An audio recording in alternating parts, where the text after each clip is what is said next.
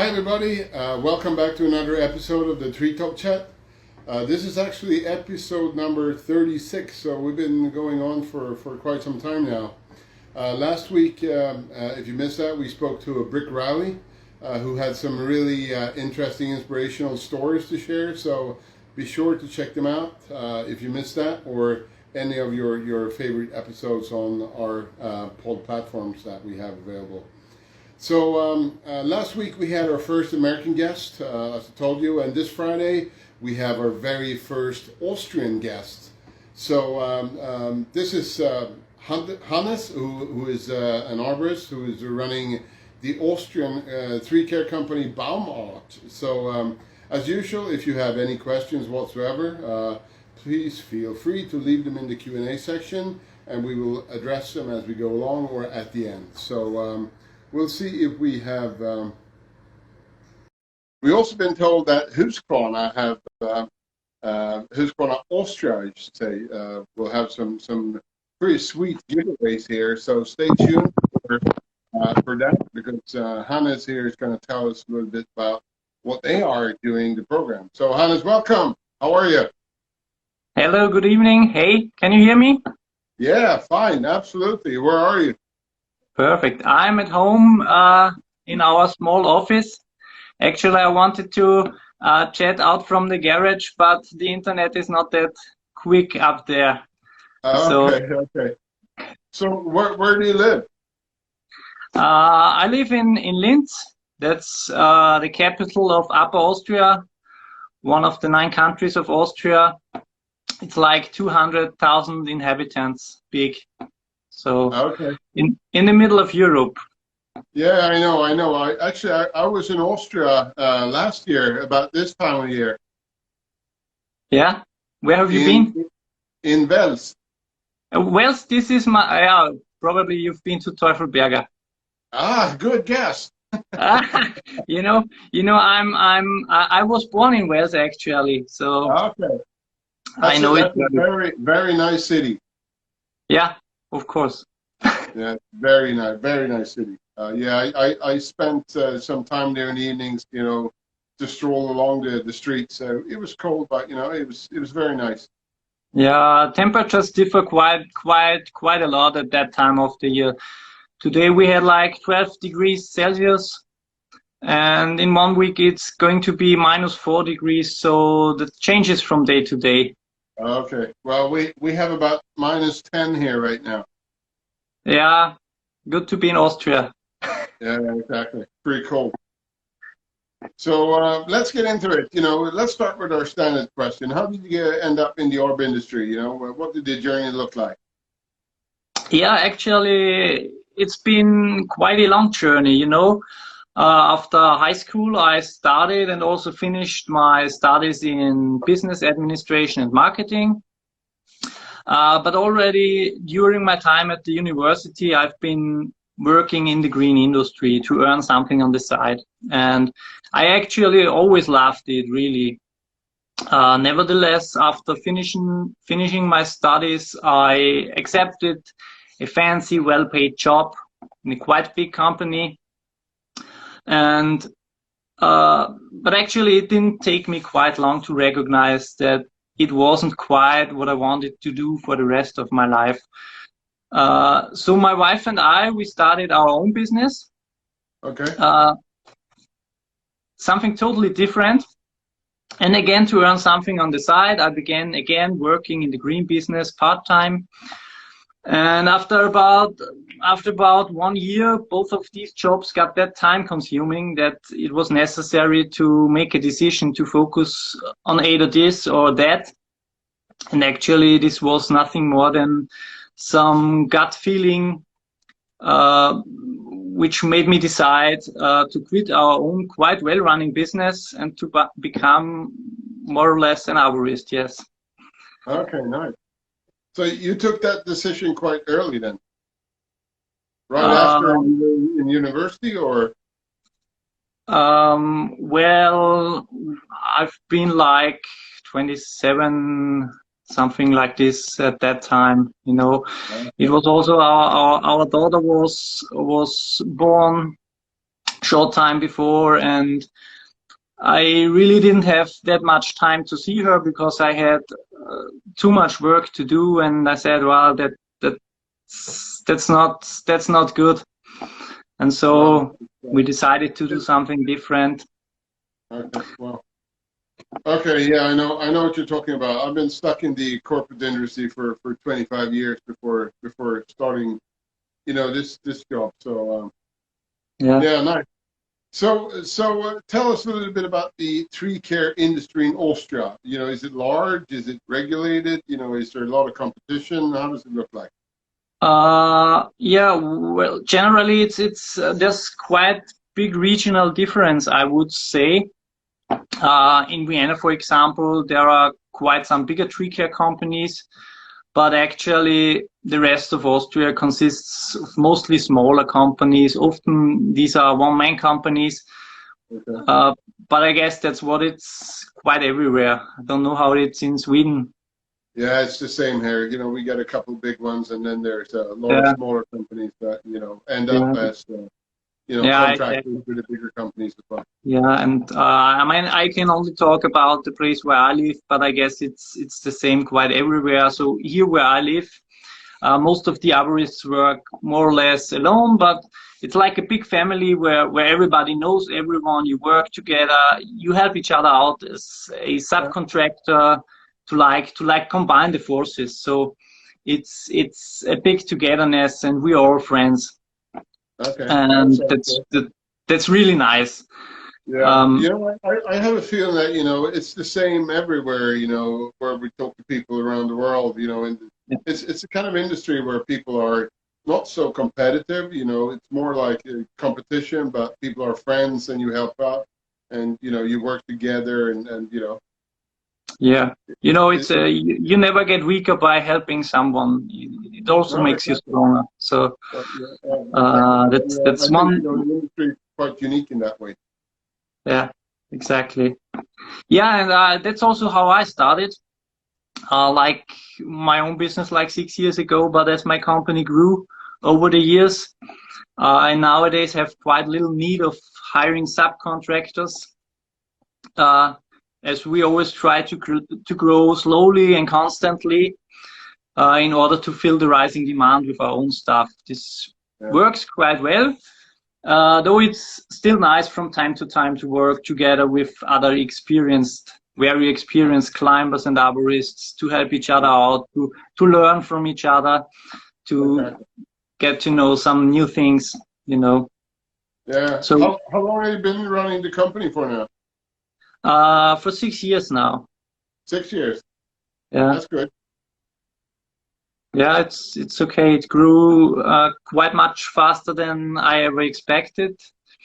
You never know where the journey will go, but as far as I can tell, nowadays it's okay and looks good. Yeah, that's good. So tell us a little bit about your Husqvarna ambassador as well. So how did that happen, and what did that process look like?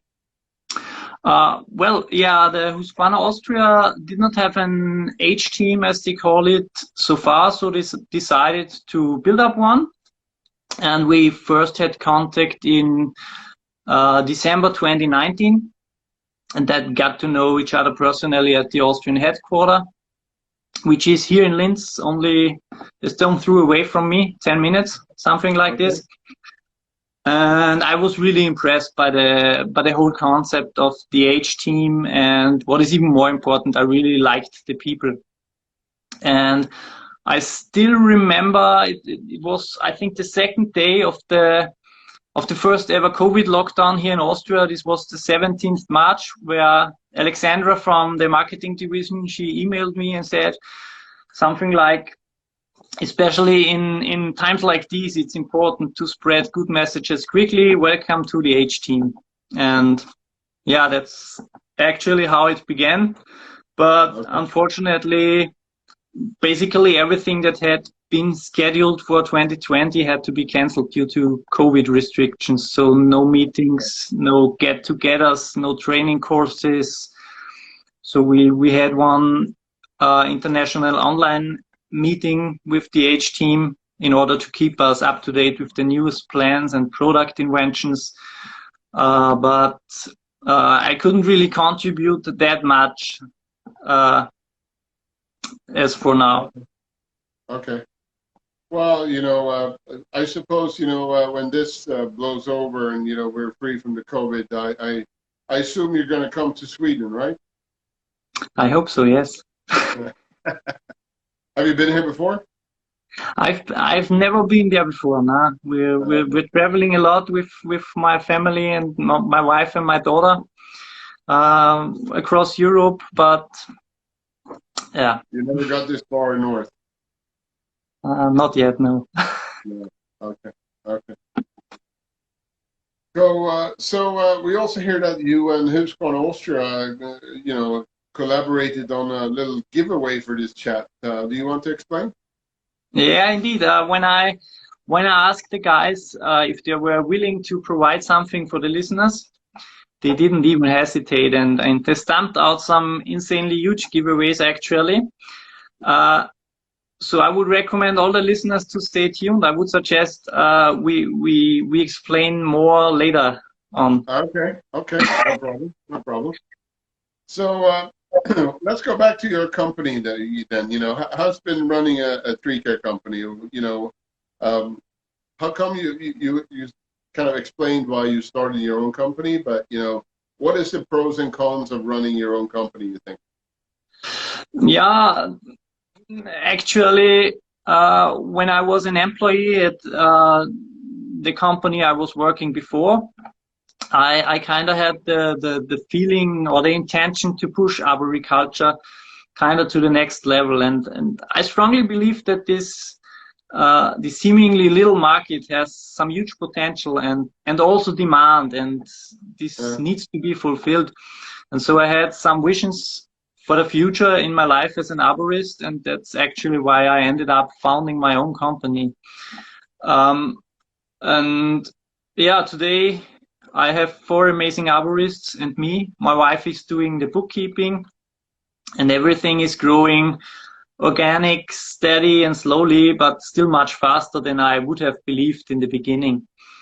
You always have to give like 120%. Okay. Are you saying that you are 6 employees right now, or?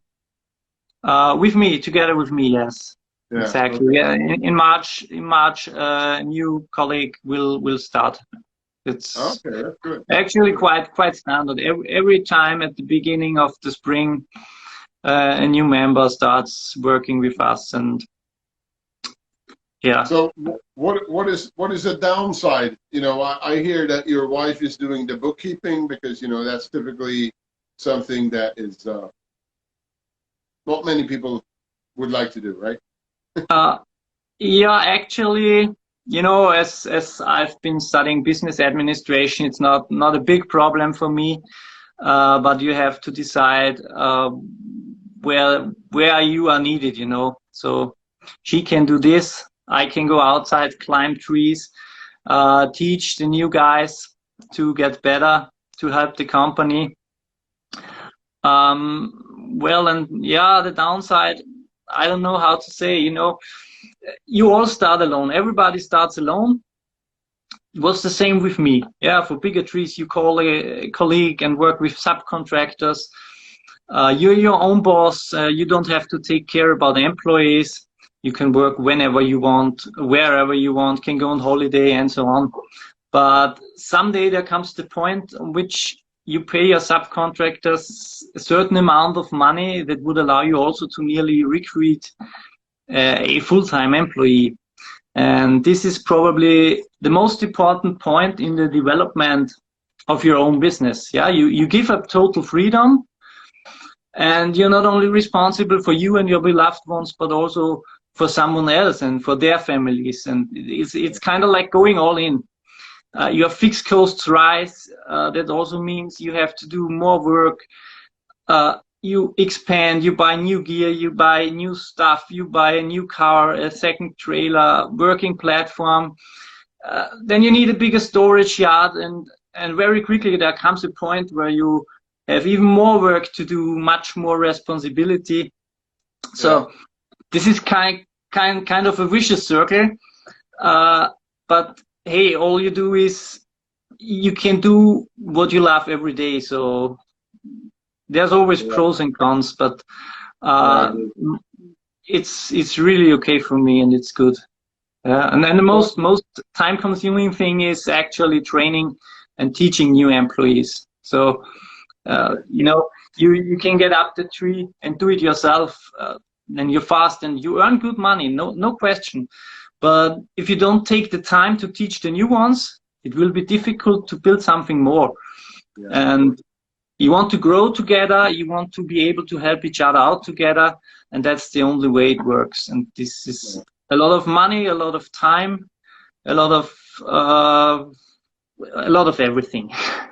Yeah, exactly. You know, you know, the administration grows with the, you know, the business growth, of course, but, you know. Yeah, exactly. So by now it's like I can climb trees like 2 days a week because I have to do meetings with clients, customers, do something else administrative. And then you need the guys to be reliable, and, you know, you gotta know, okay, they're doing it okay, they do some good work. And another question with this expansion is also, yeah, it's cool. It's nice to climb trees like 4 days a week, 5 days a week. It makes fun. It's the best job in the world. Yeah, but there's also this question going around in your head: will I be able to do this still in 10 years, in 15 years? Yeah. So exactly.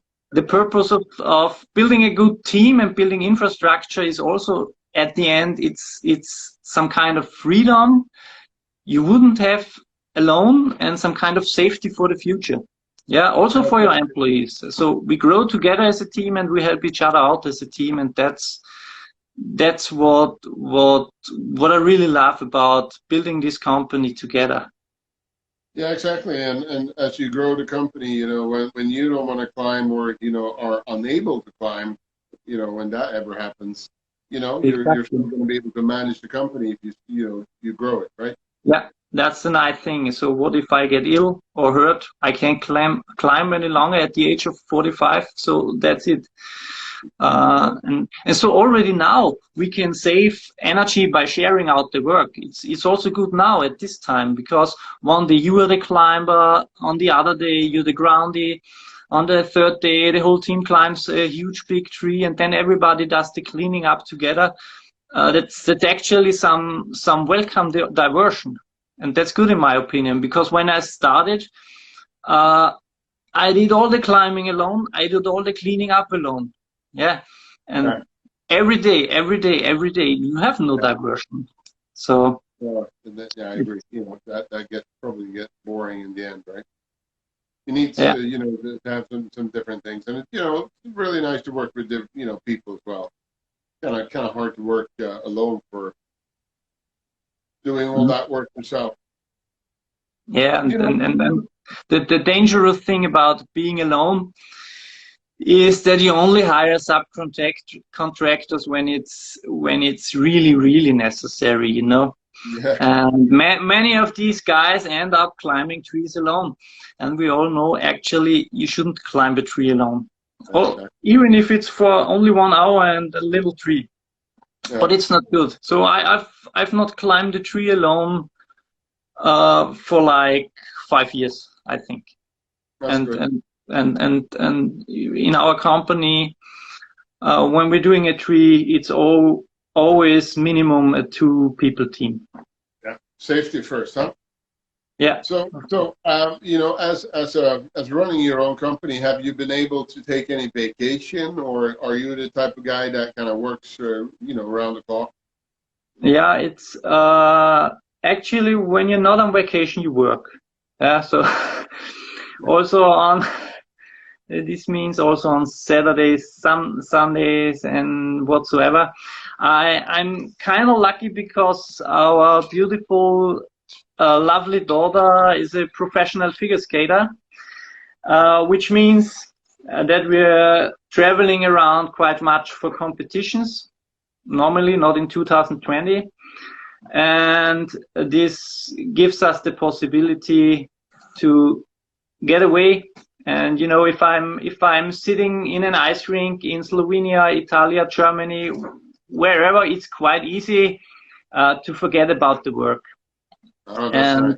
Good. And in the meantime, you know, it's like, okay, the guys are at home, they know what they have to do, and I know they do it good. And that makes it easy to kind of switch the button and say, okay, I'm not here for 2 or 3 days. On Monday, I'll be back, guys, and let's work for another week. Okay. So you're spending your free time in cold ice rink? Yeah. Well, that's good. Yeah. That's good. So you also seem to have some great photo and Photoshop skills. Is that a hobby of yours, and did that develop, you know, as you were taking pictures of your daughter? No, actually, totally not. You know, this kind of Instagram thing actually started. It actually started feeding and using Instagram like last spring. So somehow the beginning of the cooperation with Husqvarna was some kind of priming of the beginning of our Instagram channel. Okay. And at the beginning, I said, okay, let's try it out a bit and kind of dive into this world of pictures, short films, direct messages, and let's see what happens. So somehow I first had to find out and define for myself what exactly is Instagram for me. What can I contribute? What do I want to contribute?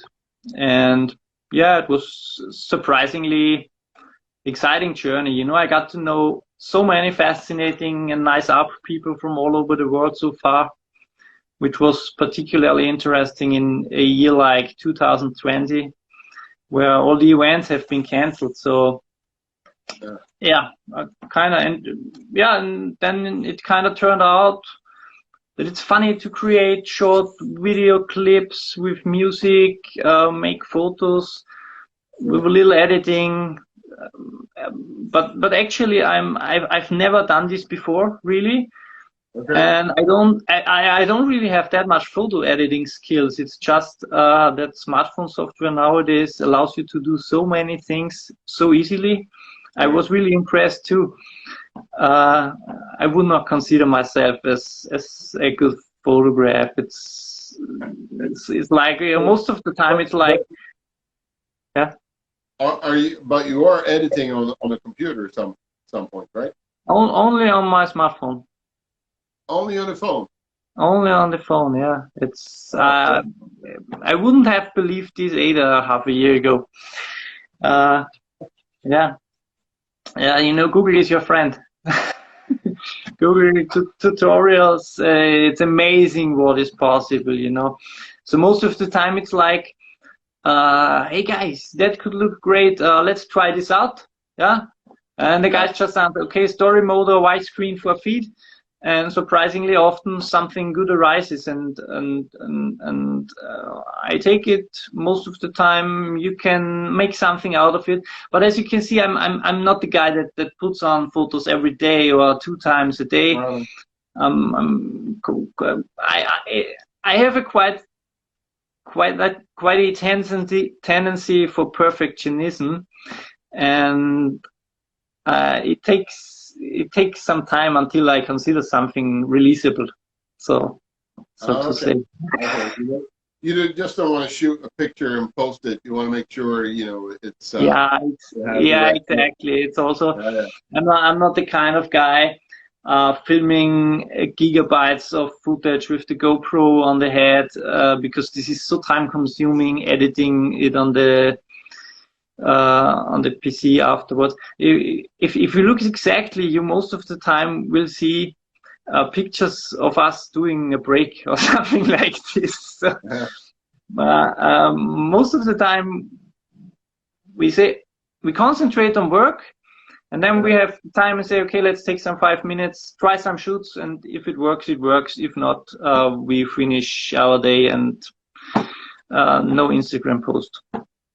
It's as easy as that, because Instagram is, at the end, Instagram is actually just for fun. Yeah, a little bit local promoting, but you know, we earn our living with what we do day by day outside, and Okay. but it's really fun, and yeah. So, tell us a little bit about, what is the best part of your job for you? Well, honestly, that's quite easy to answer. Definitely the best part of our job is that you never have to look on your watch, in a sense of, oh my God, when will this day be finally over, you know?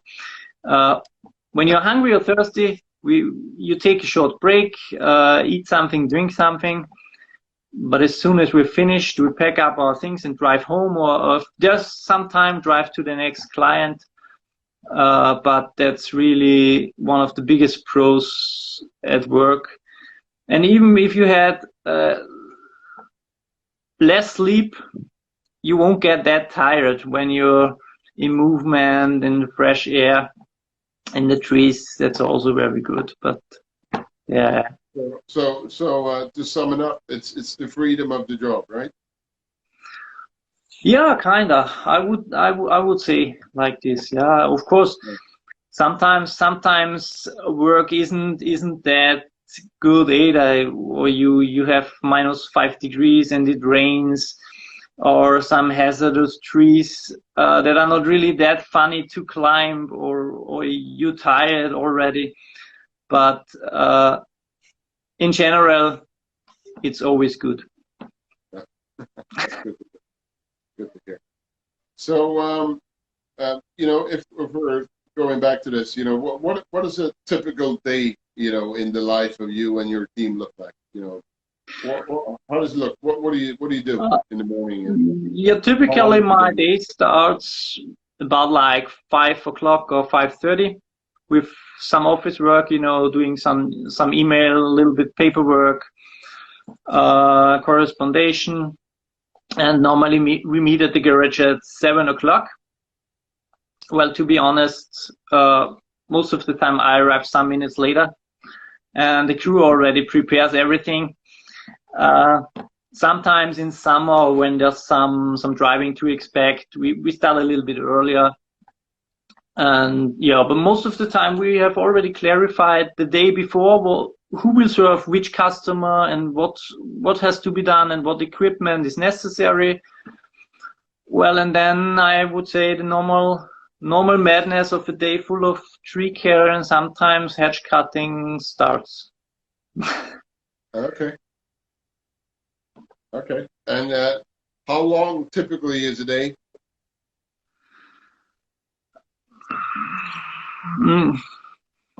That's also what my wife always asks me in the morning, and I can never say. Yeah. It really depends on, when you're on a tree and it's 2 or 3 hours and then you're finished, you will finish this. Yeah.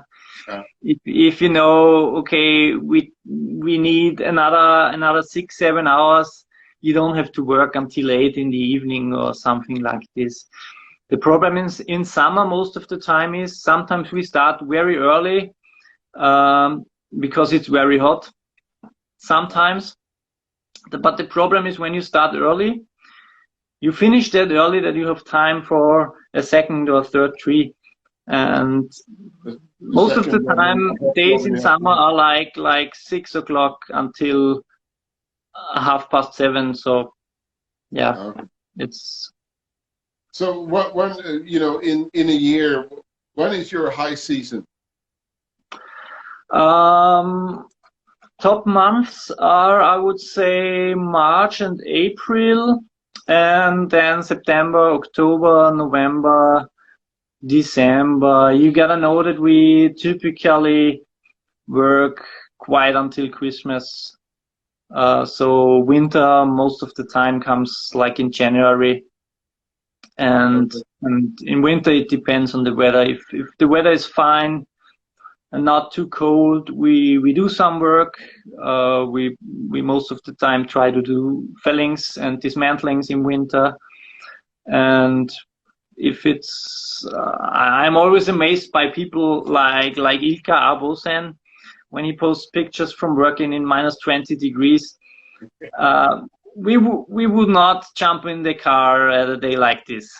But on the other hand, clients here in Austria understand this. Well, you know, the Finns are very tough people. Yeah, I noticed. You know, they work in any conditions. You know, they got the I can't remember what it's called, but you know, they have this this special term for, you know, what Finns are. You know, tough people. They can do anything. Yeah, yeah, that's really amazing. Yeah. Yeah. So,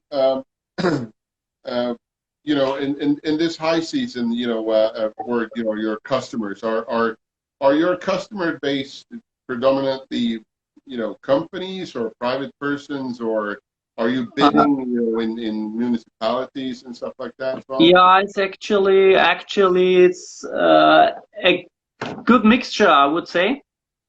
I prefer private customers because you know, you really get a lot of word of mouth, and if the client is satisfied, he has 5 or 10 relatives, and if they have a tree to cut, they say, oh, go to Baumarkt, they are so friendly, they are so good, they are so fast.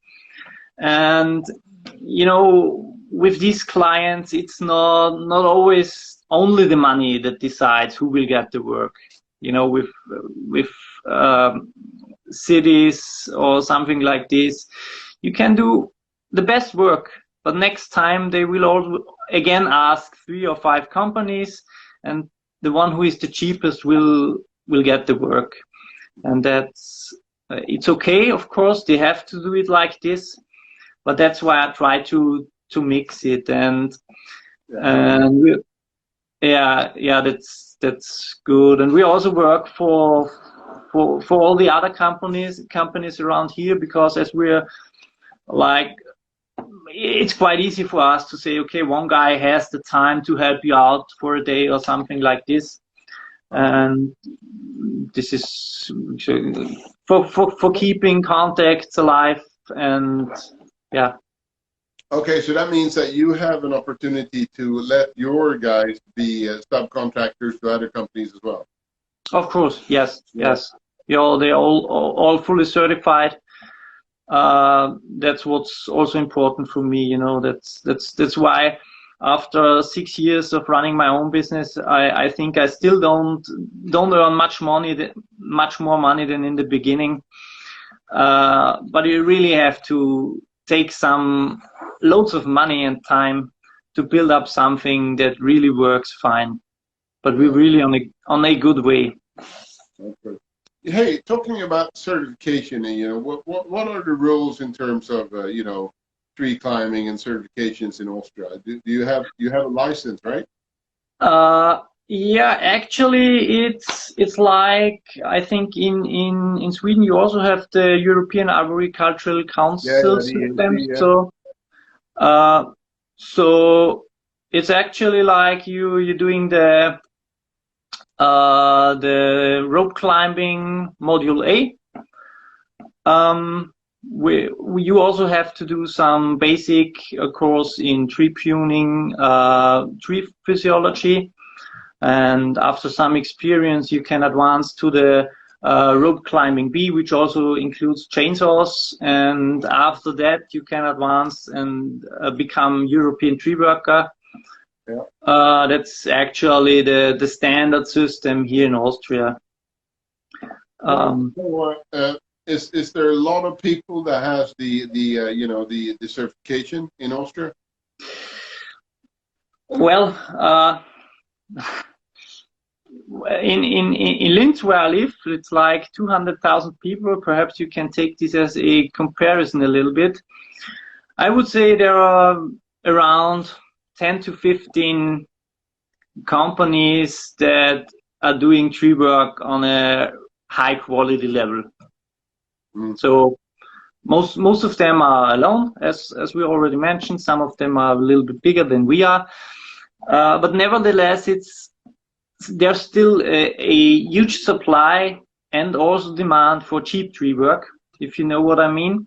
Yeah. And you know, there's still often too little awareness amongst clients for what good tree care is about and for the job profile of an arborist. So without being offending, but it still needs time for a big part of the population to recognize that the average landscaper or the average gardener or even the janitor is not the right person to take care of your trees, as long as he or she doesn't have the particular qualifications and skills. So to sum it up, also here in Austria, you still find way too much topped trees that are not cut in a professional manner. But hey, if there's no claimant, there's no judge, you know. Well, I agree, but I think in Sweden, we're like 10.5 million people in this country, and I think there's only about 125 people that has the European Tree Worker certification. Yeah, perhaps the guys from the RT Kreidel are watching. This is one of the go-to school for arborists, for up and coming arborists. I don't know the number exactly how much we have. There's also always the question how much are really operating full-time businesses and so on. Yeah, but you have. Yeah, I think how much number on their homepage. Sorry. Yeah. I think you can check it out. Yeah, exactly. Yeah. But yeah, that's also one of the reasons, one of the good things about building my own company, actually, because with getting bigger and more present, you have the possibility to raise the public attention for the industry. Still today, when people see us climbing in trees, they say, wow, I have never seen climbing guys in a tree like you do. And actually, in my opinion, everybody should know what a tree climber is and what tree care is all about. But that's not yet that popular. But is it a growing industry in Austria? Yeah, I mean, when I look at my company, at our company, of course, you start alone. You work like 50, 60, 70 hours a week until you decide, okay, I have to get me an employee. And still, you have enough work. This is actually one of my mentors once told me, Paul Bunyan says it, quality over quantity.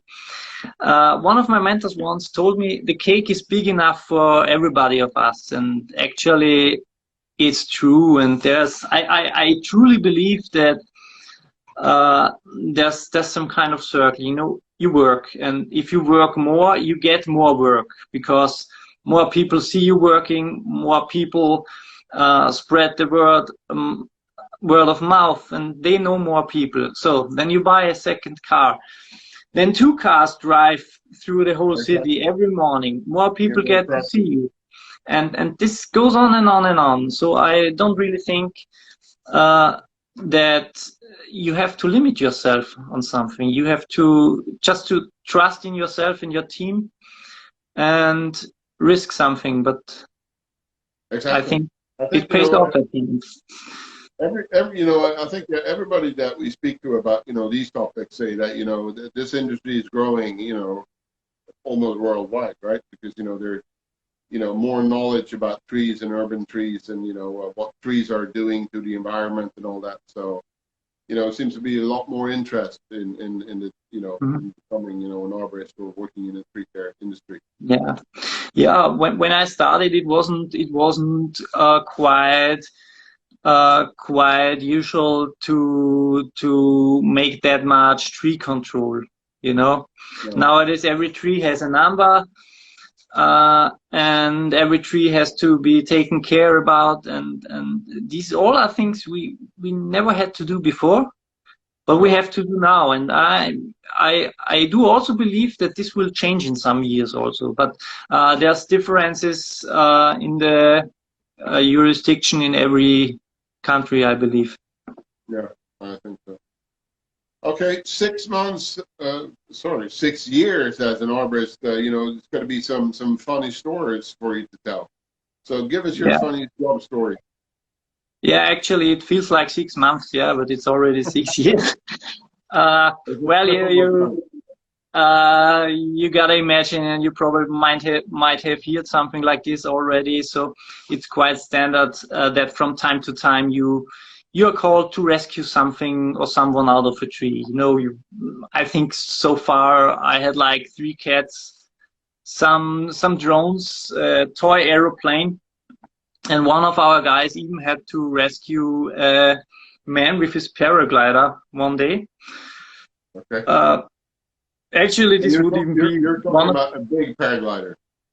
yeah, big, like, yeah, where you're flying in the air. So, and yeah, this was actually already quite funny because once up in the tree, this was, I think, like 15 meters up in the spruce. He was up, and the stranded man opened his backpack and asked our climber if he wanted to drink a beer with him first. uh, uh, would be number one. If not, last year someone called us and said, "Hey, do you think you can save our parrot out of a tree? He's stranded." And so we all were like, "What, a bird in a tree?" And so Coco, that was his name. So he actually couldn't really fly, and the owners always let the parrots like play in the garden a little bit. But on that day, the parrot was caught by a serious gust of wind and was swept away down the hill over like a distance of more than 500 meters, and he stranded in a 35 meters high oak. So all it needed was some nuts and the Teufelberger rope bucket, and Coco was rescued again. But That's good. So how you know, if it couldn't fly, how did you get up there? Was it, you know, flying yeah, on the it was stem or because what? just because the gust of the wind, and Oh, it just was like the wind. downhill, and so Yeah. he was sailing until he got stuck in the tree. And because he couldn't fly, or he believed he can't fly, he didn't dare to jump down the tree. Oh, So yeah. he just sat there already for one day and one night, and yeah, they Yeah, were I really know worried about him. they cut their wings to you know, to give them, you know, inability to fly. Yeah, exactly. So he can only glide a little bit for some meters, but he's not Yeah, able to fly yeah, by himself. I know. I used to have a parrot once. It was terrible. Yeah, and they live quite long. They're just screaming, making noises, and you know, it's, you know, seed and stuff everywhere. It's terrible. So now let's get into, you know, your favorite Husqvarna piece of gear and why. A favorite kind of piece of gear? Well, yeah, you could definitely say the T540 IXP, the new Arborist chainsaw, battery powered, is a real game changer. You can say this without lying.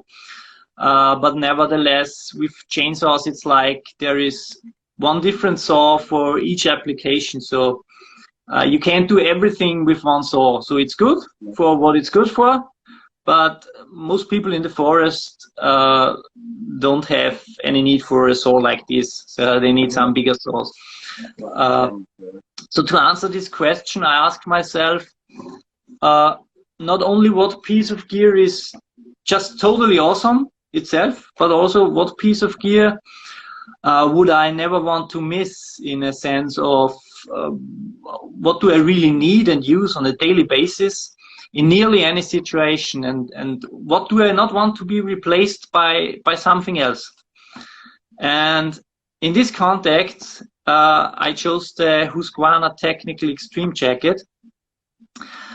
You know, when you look into my wardrobe, I must have collected like a dozen of different up jackets throughout the last 15 years, from literally all the usual and unusual suspects.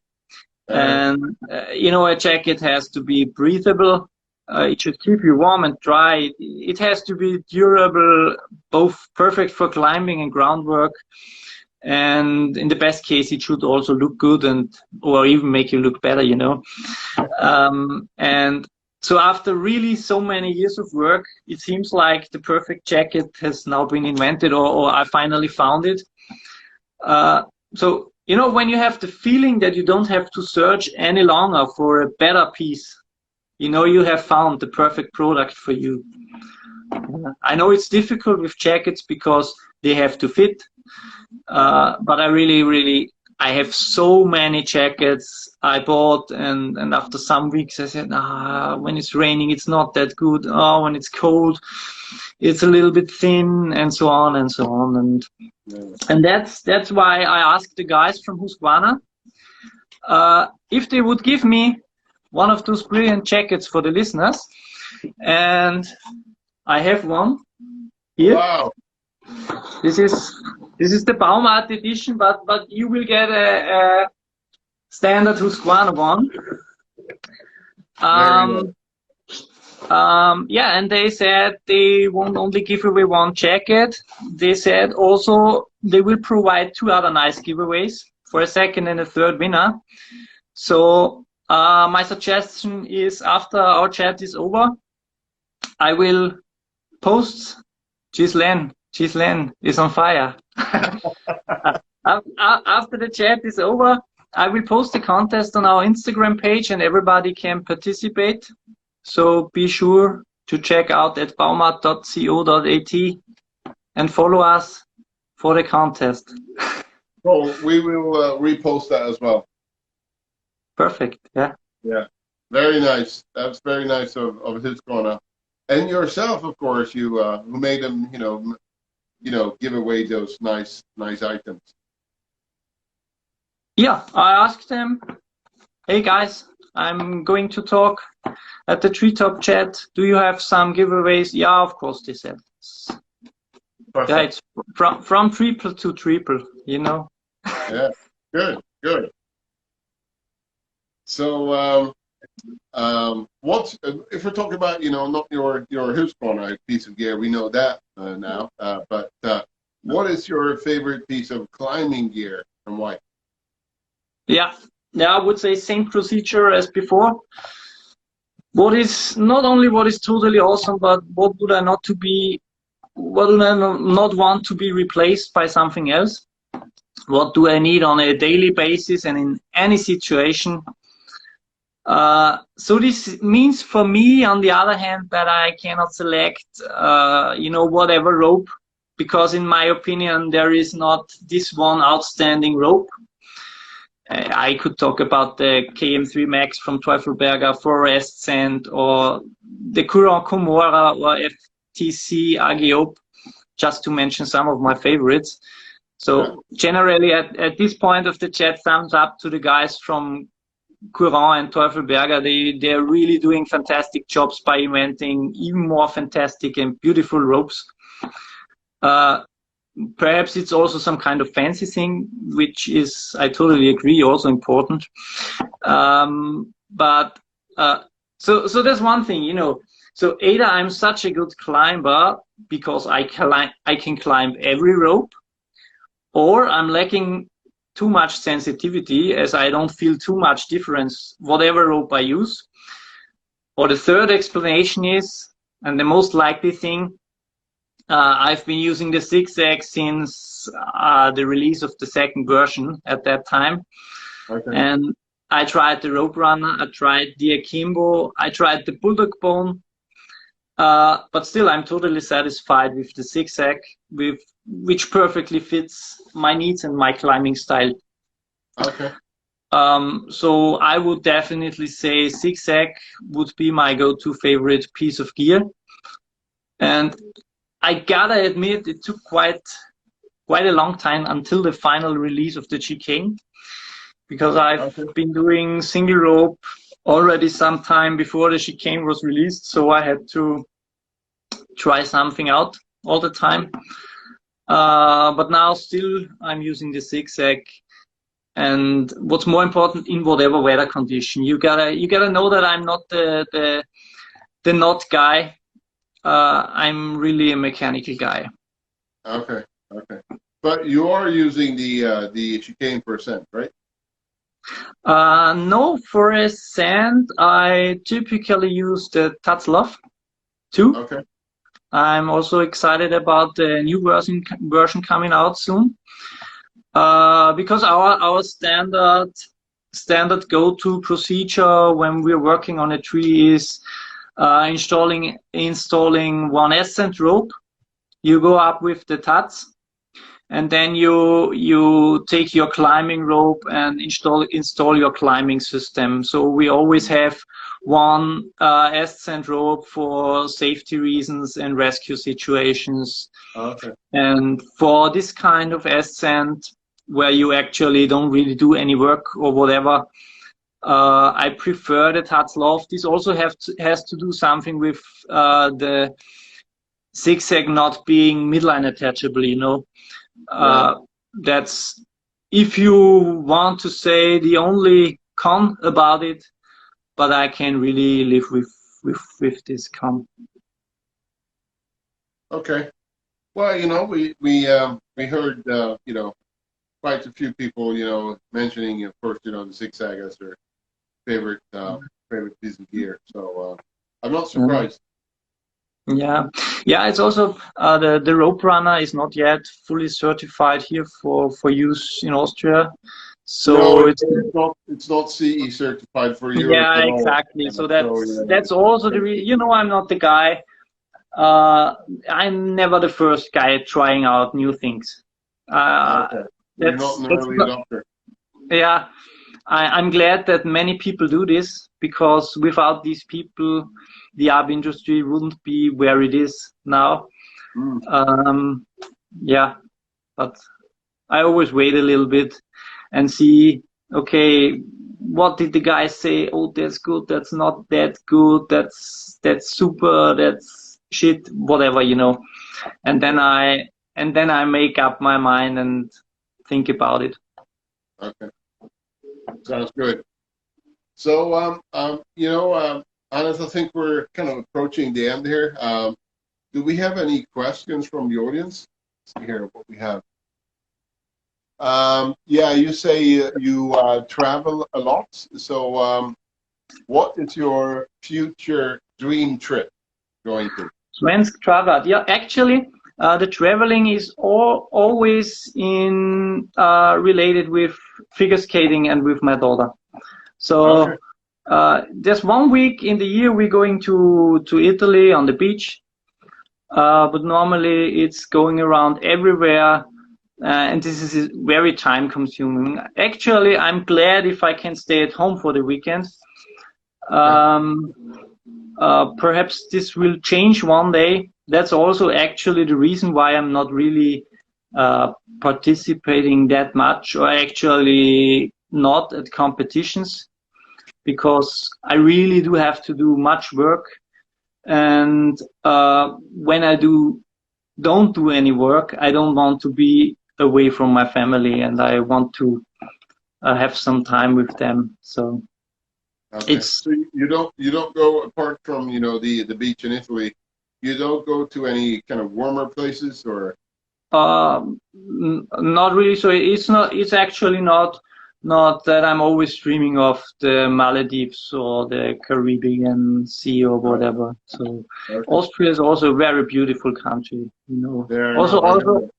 Also last year due to COVID restrictions, it was not really sensible to go somewhere else. So we made like 2 or 3 days in Austria in the mountains. It's really a beautiful country. So yeah, I know. I've been skiing in Austria a couple of times. It's very nice down there. Yeah. Yeah, in Bad Gastein or Sportgastein. Very nice. So I think we have another one. What is your favorite tree to climb? Anadi, hi. Favorite tree to climb? Probably beech or big oaks. Okay. Yeah. And why? definitely. I would go for plain trees, but they are only fun without leaves and so on because of the dust and so on. Yeah, most of the oaks just fun to climb. Beeches are very easy to climb, in my opinion. Yeah. Okay. Good. So yeah, we're looking forward for you to you know, release that competition on your Instagram account. I will. And Give of me course, like 5 or 10 minutes, please. sorry. Give me like 5 or 10 minutes, please. Yeah, sure. You know, I'm sure people are going to be jumping on your account when this is over. So please be quick. Yeah. And Yeah. uh, do you have any questions for us? Yeah. Will you release some names of the upcoming episodes, or is it still a secret? You know, that's a bit of a secret. You know, that's my cameraman who's keeping charge of all that. But you know, it's going to be some interesting episodes going forward here. I'm sure. That I can tell you. So thank you so much for having me. It was a pleasure, and I really felt honored. So it also makes me a little bit proud being the first arborist From Austria. From Austria. Yes. Yeah. Well, you know, it's really we who should thank you, and I say thank you very much for joining. You know, this episode. It was very nice talking to you. Have a very nice weekend, you and everybody who's been watching or watching this afterwards. Take care, and we're looking forward to that competition. We will repost that on our Instagram account as well. So make sure you get some dinner. Take care. Thanks for all the guys for posting, commenting, listening. Bye. Have a nice evening. Thank you, everybody. Bye.